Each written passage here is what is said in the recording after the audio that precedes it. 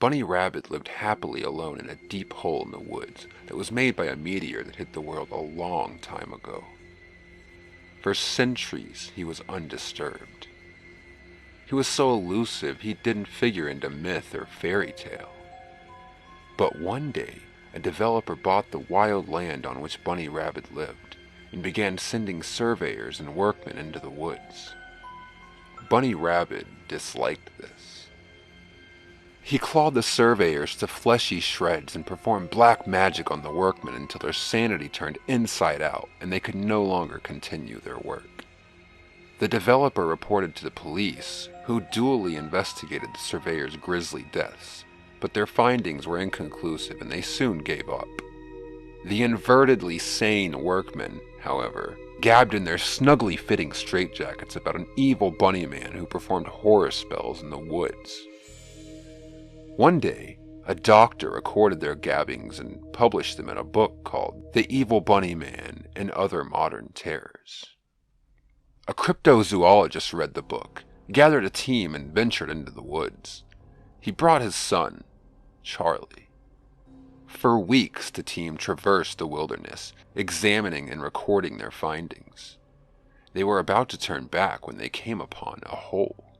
This was Bunny Rabbit's meteor hole, and he disliked that the cryptozoologist had found it. Bunny Rabbit waited until dark, then cast a stream of fire out of the meteor hole and emerged in its unsteady, burning light, holding tightly his bone staff, which curled at the end like a monstrous hook, and spoke the words of insanity into the terrified faces of the cryptozoologist and his team. They were ill-prepared to hear the swirling speech of whispers as Bunny Rabbit's gaunt and liquid face scrambled and spun so that his crooked eyes began orbiting his ossified nose, and his ancient maw snarled into a string of fangs which encircled his head like a crown of yellowed thorns. They all went mad, except Charlie, who smiled. It was a hideous smile, full of tenderness and warmth, and it made Bunny Rabbit shiver.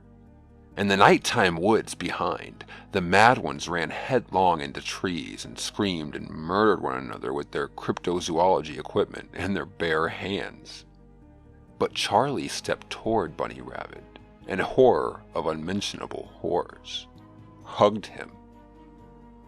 Charlie was mute, but Bunny Rabbit heard the boy's thoughts. In fact, he couldn't silence them, and he could not invert the little human's sanity. "You killed my father," Charlie was thinking. "So from today you are my father, and I am your little bunny son.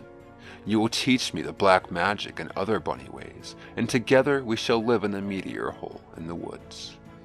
"No!" Bunny Rabbit thundered. "Never! Such unnature cannot be." Yes, it was.